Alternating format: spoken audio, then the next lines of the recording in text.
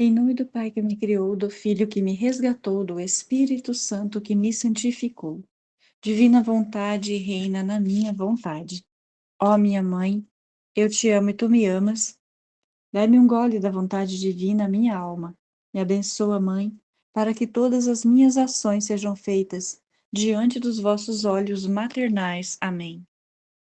Suprema Majestade, eu venho em sua divina vontade, em nome de todos, do primeiro ao último homem que existirá na terra, para dar a ti as homenagens que tendes direito, as adorações, os louvores, o amor, as reparações, por todos e por cada pecado. Venho, Senhor, na sua divina vontade, dou-te a minha vontade humana, por meio do Imaculado Coração de Maria, que possui todos os dons e os frutos da divina vontade. Dai-me, Senhor, então, a tua divina vontade. Vem, ó divina vontade, nesta ação que eu estou a fazer e em todas as ações que eu farei durante este dia. Amém. Fiat. Vinde, Espírito Santo, vinde por meio da poderosa intercessão do Imaculado Coração de Maria, vossa amadíssima esposa e nossa mãe. Amém. Vinde, Espírito Santo, vinde por meio da poderosa intercessão do Imaculado Coração de Maria, vossa amadíssima esposa e nossa mãe. Amém. Vinde, Espírito Santo, vinde por meio da poderosa intercessão do Imaculado Coração de Maria, vossa amadíssima esposa e nossa mãe. Amém. Eu não sou nada, Deus é tudo. Pai, eu te amo. Continuando a leitura do Livro do Céu, volume 4. Capítulo 11. 21 de setembro de 1900. Força da obediência. A obediência deve ser tudo para ela. Quem pode dizer minha aflição ao ficar privada de meu amadíssimo amigo? Dor. Admirava, sim, o prodigioso império da santa obediência, como também a virtude que o Senhor tinha comunicado ao confessor. E com a obediência e com fazer-me o sinal da cruz, me havia liberado de um mal que eu considerava grave, e que era suficiente para desfazer meu corpo. Mas com tudo isto, não podia fazer menos que sentir a pena de estar privada de uma dor tão boa, que apiedava e enternecia ao bendito Jesus, de modo que o fazia vir quase continuamente. Então, vindo nosso Senhor, lamentei-me com ele, dizendo: Amado bem meu, o que fizeste? Libertaste-me pelo confessor. Portanto, perdi a esperança de deixar por agora a terra. E, além disso, para que tantos rodeios? Podias tu mesmo libertar-me, porque puseste o Pai no meio? Ah, talvez você não quis me desagradar diretamente, não é? E ele: Ah, minha filha, como logo esqueceste que a obediência foi tudo para mim? A obediência quero que seja tudo para ti. E também coloquei o Pai no meio para que você o tenha em consideração como a mim mesma. Dito isto, desapareceu, deixando-me toda amargurada. Quantas, quantas sabe fazer a senhora obediência? Você precisa conhecê-la e ter a ver com ela por um longo tempo, não por pouco, para poder dizer realmente quem ela é. E bravo, bravo a senhora obediência. Quanto mais se está em contato com ela, mais se faz conhecer. Eu, por mim, para dizer a verdade, admito-te, sou obrigada também a amar-te. Assim não posso fazer menos que não sentir-me zangada contigo, especialmente quando me faz uma grande.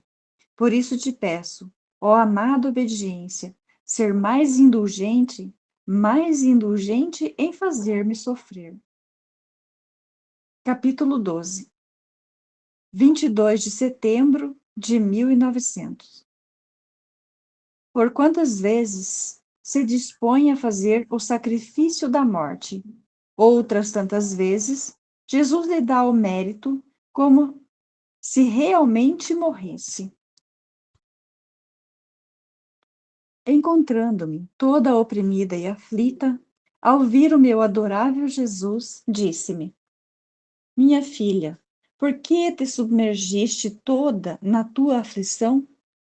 E eu, ó meu amado, como não devo estar aflita, se ainda não me queres levar contigo e me deixa mais tempo sobre esta terra? E ele, ah, não, não quero que você respire este ar triste, porque tudo que coloquei dentro e fora de você, tudo é santo. Tão é verdade que se aproxima de você alguma coisa ou pessoa que não é reta e santa, você sente incômodo, advertindo imediatamente a peste do que não é santo. Agora, por que queres assombrar com este ar de tristeza o que pus dentro de ti? No entanto, deves saber que cada vez que te disponho a fazer o sacrifício da morte, outras tantas vezes te dou o mérito, como se realmente morresses.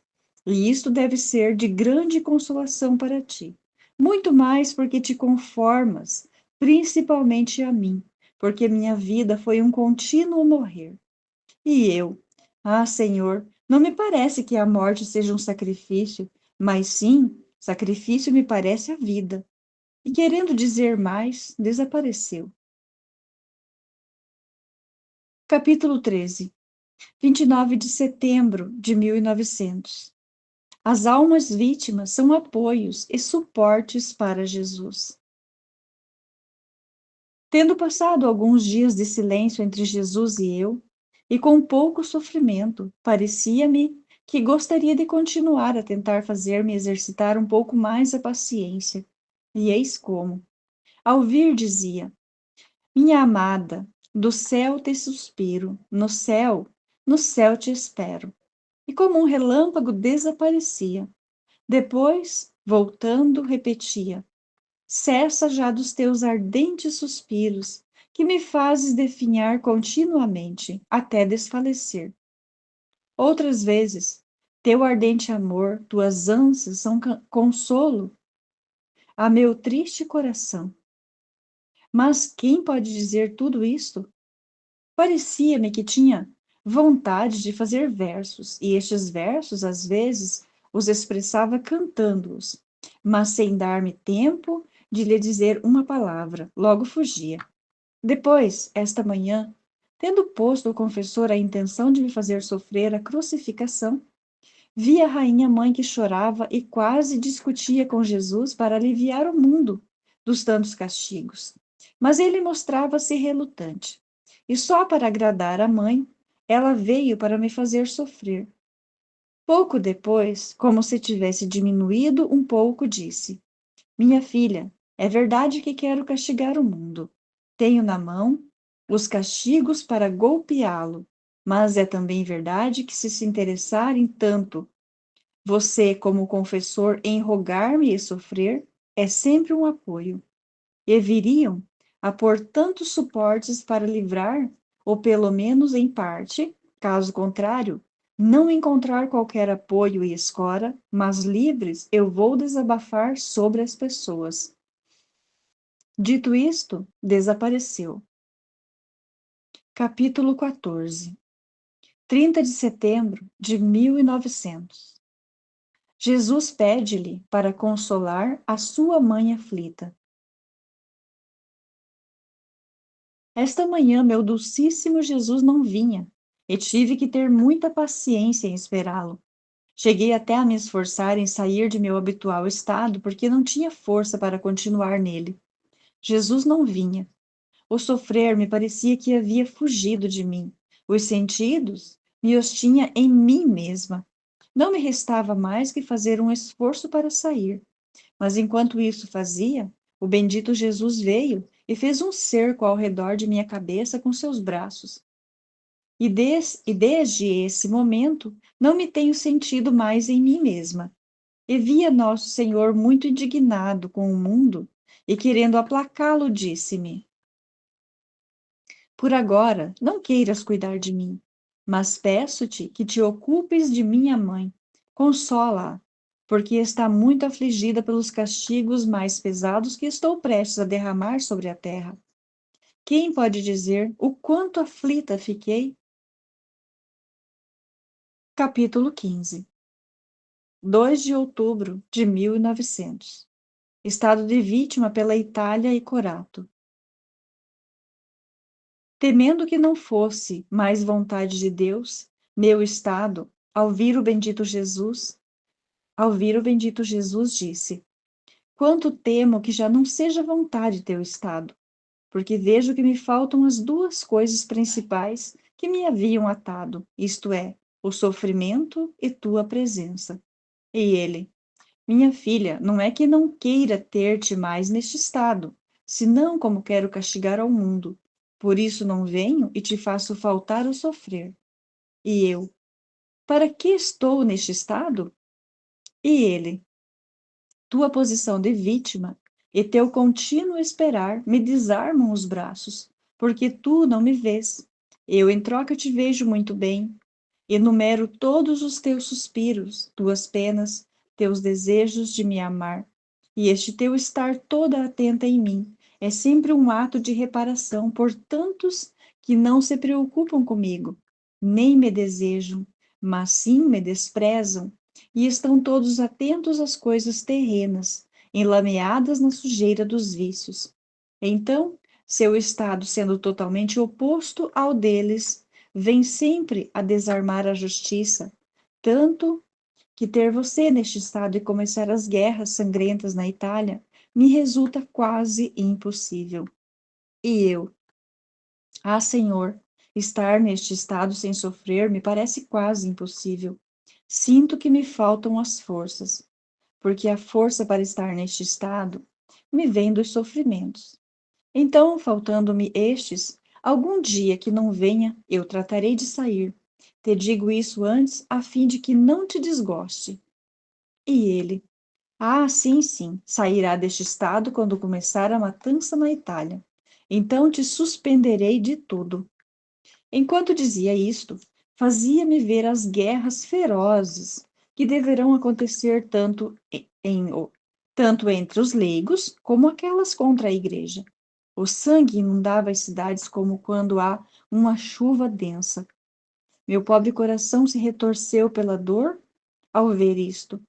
E pensando na minha cidade, eu disse: Senhor, se tu dizes que me suspenderás de todo, dás a entender que nem sequer do pobre Corato terás compaixão, nem o perdoarás? E ele: se os pecados chegam a um certo número, de modo que não me mereçam ter almas vítimas, e aqueles que têm vítima não se interessam, eu não terei nenhuma consideração de Corato. Dito isto, desapareceu, e eu fiquei toda afligida e oprimida. Capítulo 16. 4 de outubro de 1900.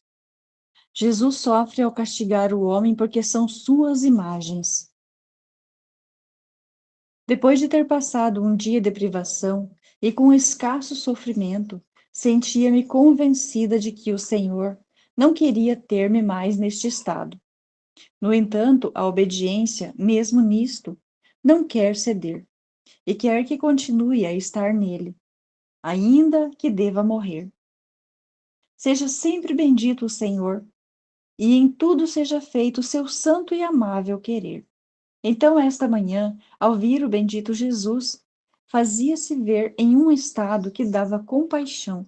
Parecia que sofria em seus membros, e seu corpo era cortado em tantos pedaços que era impossível numerá-los. E com voz lastimosa dizia: Minha filha, o que sinto? São penas inenarráveis e incompreensíveis à natureza humana.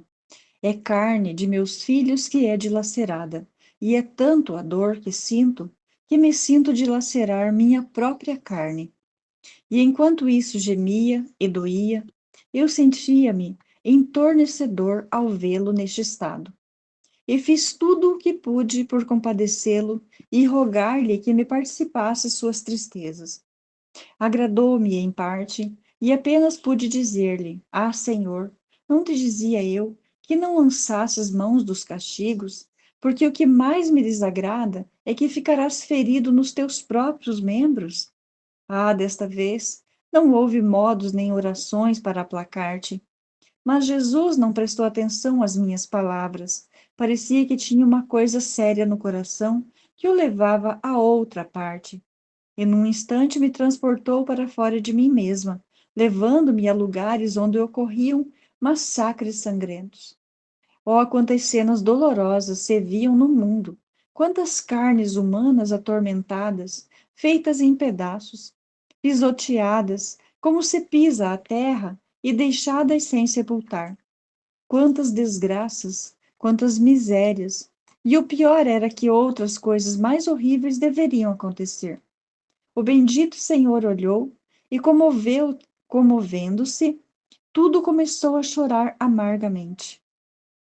Eu, não podendo resistir, chorei junto com ele a triste condição do mundo, tanto que minhas lágrimas se misturavam com as de Jesus. Depois de ter chorado um bom momento, admirei outro traço da bondade de nosso Senhor.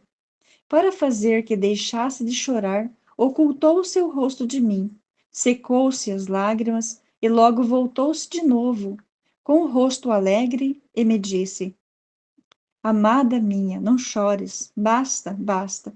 O que vês serve para justificar a minha justiça. E eu, ah, Senhor, digo bem que já não é vontade tua o meu estado.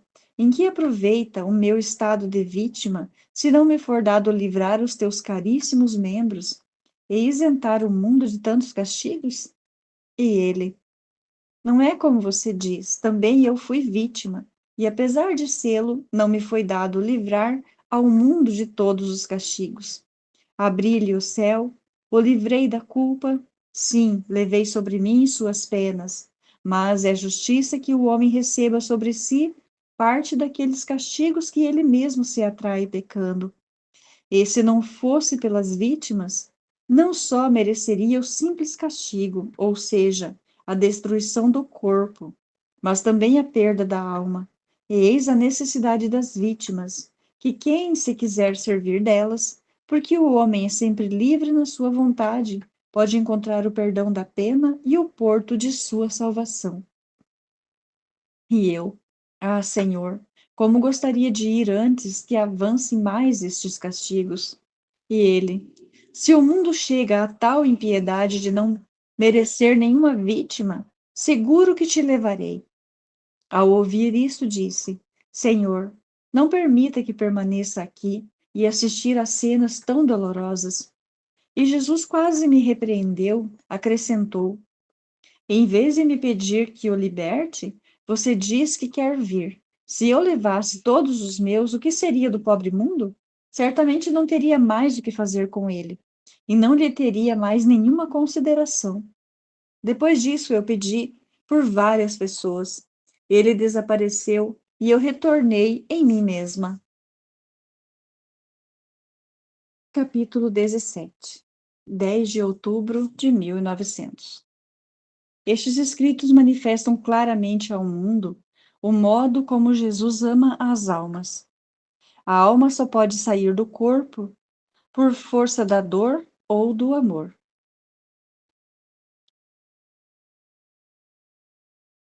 Enquanto escrevia, estava pensando entre mim.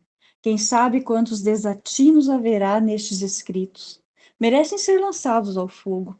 Se a obediência me o concedesse, de boa vontade o faria.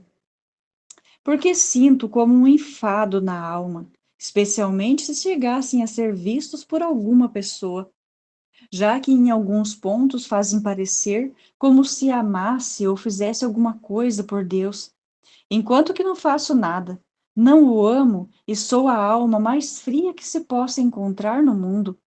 E então me teriam em um conceito diferente do que sou, e isto é uma pena para mim. Mas como é a obediência que quer que eu escreva, sendo isto para mim um dos maiores sacrifícios. Portanto, me entrego toda a ela, com a esperança certa que ela me desculpará e justificará a minha causa diante de Deus e diante dos homens. Mas enquanto digo isto, o bendito Jesus mexeu-se dentro de mim e está a repreender-me e quer que retire o que eu disse. E se não o fizer, não quer que continue a escrever. Está me dizendo que, ao dizer isto, me afastei da verdade, sendo que a coisa mais essencial de uma alma é não sair jamais do círculo da verdade. Como você não me ama? Com que intrepidez diz? Tu não queres sofrer mais por mim? E eu, envergonhando-me toda, sim, Senhor. E ele, e bem, como é que vens a sair da verdade? Dito isto, retirou-se em meu interior, sem mais fazer-se ouvir, ficando eu como se tivesse recebido um golpe. Quantas me faz a Senhora obediência? Se não fosse por ela, não me encontraria nestas lutas com o meu amado Jesus. Quanta paciência é necessária com esta santa obediência. Agora vou dizer o que devia dizer, pois o Senhor me distraiu um pouco do que havia começado. Então, ao vir o bendito Jesus, respondeu ao meu pensamento, dizendo-me: certamente merecem ser queimados estes escritos teus. Mas queres saber em qual fogo? No fogo do meu amor. Porque não há página neles que não manifeste claramente o modo como amo as almas. Tanto se são coisas que se referem a ti, como se referem ao mundo. E meu amor nestes teus escritos encontra um desabafo aos meus preocupados e amorosos desfalecimentos. Depois disto, me transportou para fora de mim mesma, e encontrando-me sozinha, sem corpo, disse: meu amado e único bem, que castigo é para mim ter que retornar tantas vezes ao meu corpo, porque é certo que agora não o tenho. É só minha alma que está junto contigo. E depois não sei como me encontro aprisionada em meu mísero corpo, como dentro de uma prisão tenebrosa. E aí perco aquela liberdade que me vem dada ao sair dele. Isto é um castigo para mim, o mais duro que se possa dar. E Jesus, minha filha, não é castigo que tu dizes, nem por culpa tua que isto te acontece. Antes deves saber que só por duas razões a alma pode sair do corpo: por força da dor, porque acontece a morte natural, ou por força do amor recíproco entre a alma e eu. Porque sendo este amor tão forte, nem a alma suportaria, nem eu posso suportar muito sem gozá-la. E isso a vou atraindo a mim, e logo a devolvo ao seu estado natural. E a alma, mais que atraída por um fio elétrico, vai e vem como a mim me agrada. Eis o que tu crês. Castigo é amor finíssimo.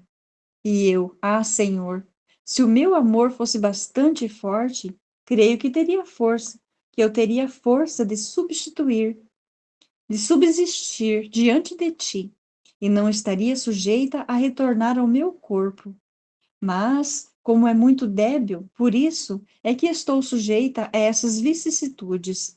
E ele, antes te digo que é amor maior, é extraído do amor do sacrifício, porque por amor meu e por amor dos teus, te privas e regressas às míseras da vida.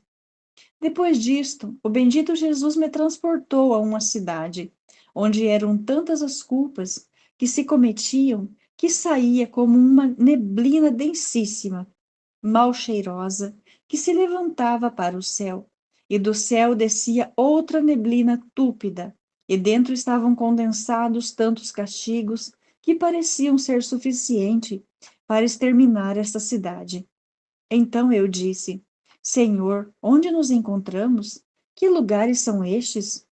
E ele: aqui é Roma, onde são tantas as maldades que se cometem, não só pelos leigos, mas também pelos religiosos, que merecem que esta névoa os acabe de cegar, merecendo com isso o seu extermínio.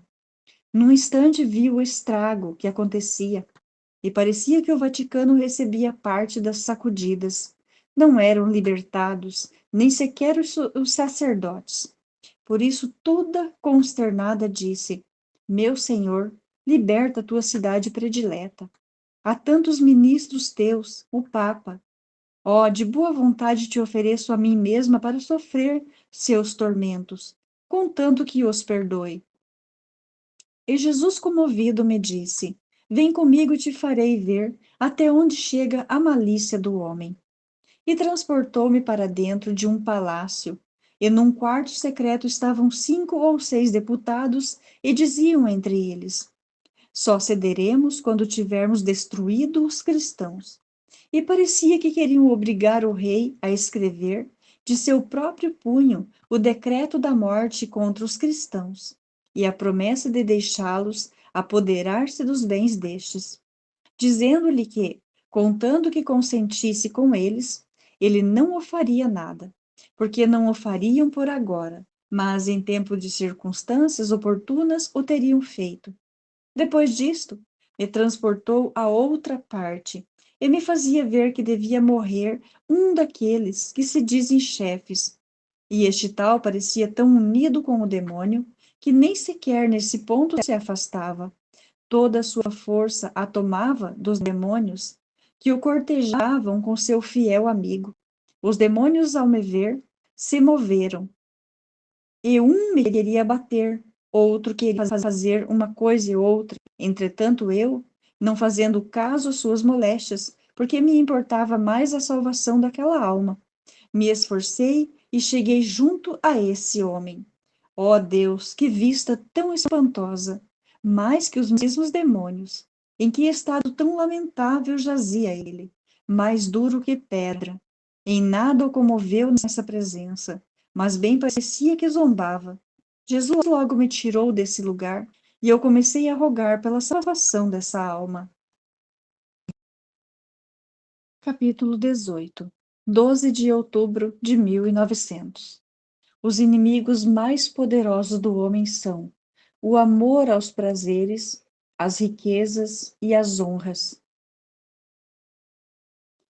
Continua vindo, meu adorável Jesus. Esta manhã trazia uma densa da coroa de espinhos. Atirei pouco a pouco e a pus em minha cabeça e disse: Senhor, ajuda-me a cravá-la. E ele: Desta vez quero que tu mesma a crave. Quero ver o que sabe fazer e como queres sofrer por amor a mim. Eu a cravei muito bem, muito mais que se tratava de lhe fazer ver até onde chegava meu amor de sofrer por ele, tanto que ele mesmo, todo entornecido e estreitando, me disse: Basta, basta, que meu coração não resiste mais ver-te sofrer. E me deixando muito sofrida, meu amado Jesus não fazia outra coisa senão ir e vir. Depois disso, tomou o aspecto de crucificado e me participou suas penas e me disse: Minha filha, os inimigos mais poderosos do homem são o amor aos prazeres, as riquezas e as honras, que fazem infeliz ao homem, porque estes inimigos se introduzem até no coração e o roem continuamente, o amargam, o abatem, tanto de fazer-lhe perder toda a felicidade. E eu, sobre o Calvário, derrotei estes 3 inimigos e obtive graça para o homem de que pudesse vencê-los, também ele, e restituir-lhe a felicidade perdida. Mas o homem, sempre ingrato, rechaça minha graça e ama raivosamente esses inimigos, que colocam o coração humano em uma tortura contínua. Dito isto, desapareceu, e eu compreendia com tal clareza a verdade destas palavras, que sentia uma repugnância, um ódio para com estes inimigos. Seja sempre bendito o Senhor, e tudo seja para a sua glória.